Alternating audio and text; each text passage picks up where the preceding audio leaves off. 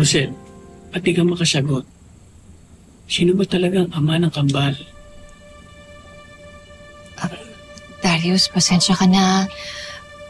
Ayoko na kasing balikan yung mga pagkakamali ko noon. Asawa mo na ako ngayon. Hindi naman kita pwedeng husgahan kung ano ba yung nakaraan mo. Gusto ko lang naman malaman eh.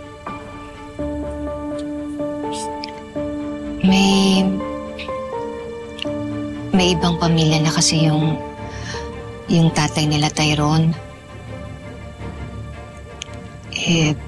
Nung una, nilihim ko sa kanila yung pagkatao niya. Kasi ayoko nang madamay pa sila sa gulo. Salamat ulit, Bel. Malaking bagay talaga na pinakinggan mo ako. Minsan, yun naman ang kailangan para gumaan ang kalooban natin. Thank you ulit, Bel.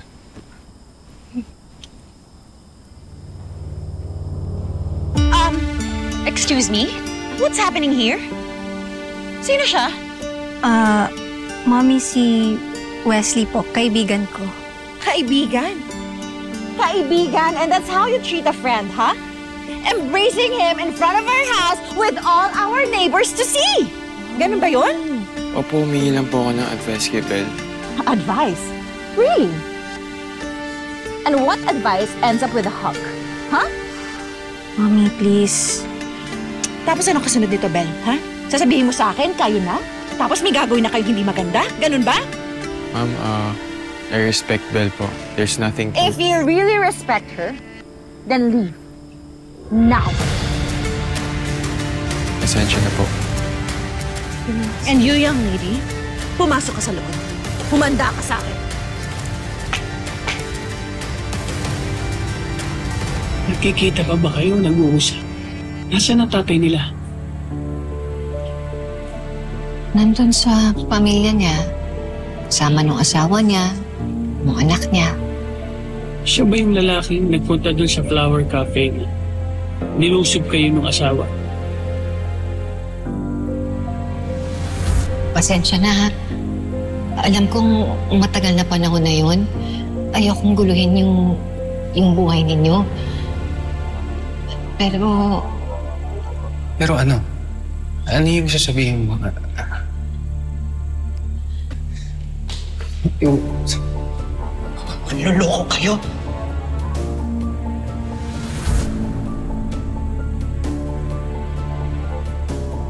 Tama ba ako, Rosel? Siya yung lalaki, si Grace. Siya ba ang ama ng mga bata? Si Grace. Hindi ka na nahihiyang bata ka? Sa labas ka pa nakikipaglampungan? Paano kung may nakakita sa'yo, ha? Mom, nandun si Manang Malu. You can even ask her. Wala talaga kaming ginagawang masama. Opo, ma'am. Manahimik ka, Malu. Ben, kahit na wala kayong ginagawang masama, paano kung may nakakita sa'yo, ha? Tapos na-chismis ka at nakarating kay Chito. Ano? Sisirahin mo na lang yung relasyon nyo ng ganun-ganon? Yan talaga iniintindi niyo, Ma'am? Kaya ka nagkakaganyan? Oo! Ano bang hindi mo naiintindihan? Tinutulungan tayo ni Chito dahil gusto ka niya. Nag-usap na kami ni Sir Chito. Mali ang iniisip niyo sa kanya. Kilala ko ang mga lalaki. I know exactly what he wants from you. Alam niyo, and yet, hinayaan niyo ako! At bakit hindi? Bel, lahat tayo may obligasyon sa pamilya na to. At ikaw, obligasyon mo na makipagmabutihan kay Chito para tulungan niya tayo. Ano sabi mo, Via? Obligasyon ni Bel na makipagmabutihan sa Chito na yon? Tama ba yung narinig ko?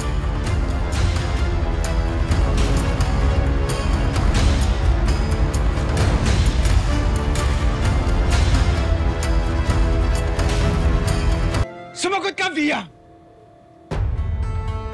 Sagutin mo ako! Ano pa bang gusto mong malaman? Ha? Ginagawa ko ng lahat ng to para sa pamilya natin! Pero hindi mo dapat ginagamit si Bel! At bakit hindi? Kinupkup natin siya! Inalagaan! Binuhay! Tinuring na parang tunay na anak! Yan ba namang pagtulong niya sa pamilya natin? Pati yun, mamasamain mo pa? Tulong? Anong klaseng tulong gusto mo? Ha? Naibugaw mo yung anak ko sa matandang lalaki na yon? Yung ba klaseng tulong gusto mo? Klase kang ina? Ha? Anong klase kang ina? What?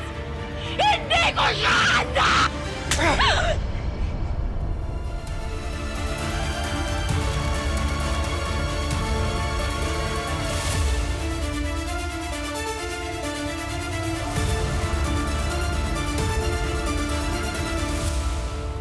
Sir, hindi mo naman kailangan kasing itago sa akin ng totoo.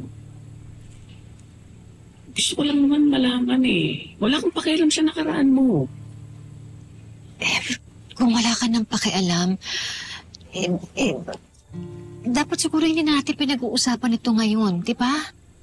Ikaw ang mahalaga sa akin. Kaya gusto ko malaman lahat-lahat tungkol sa'yo. Darius, pasensya na.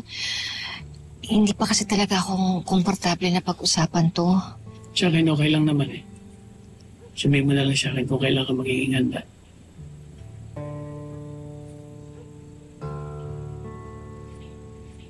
Ang sa akin lang naman,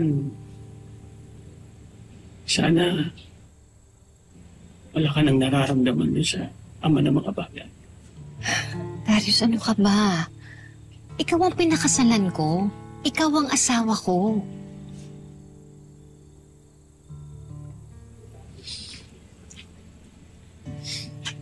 Asawang mamahalin ka. Kahit ano mangyari. Salamat.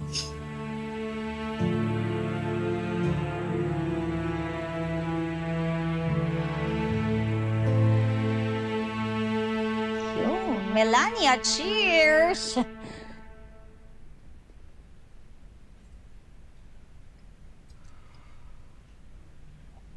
Alam mo ba, wala na naman sa akin si Darius eh.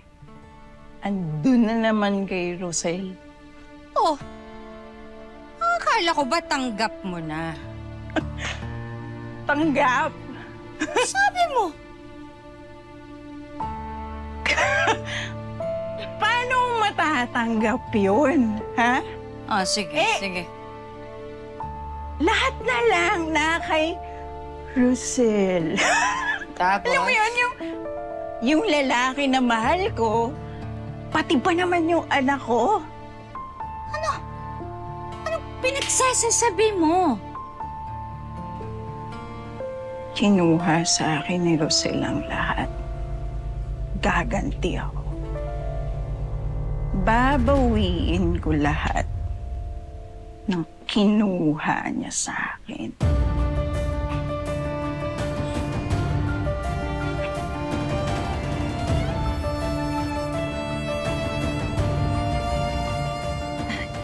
Madam Jacinta, kamusta na po yung pakiramdam ninyo? Papunta na po si Tyrone dyan. Susunod din po ako. Ay, opo, sige po, magkita po tayo dyan.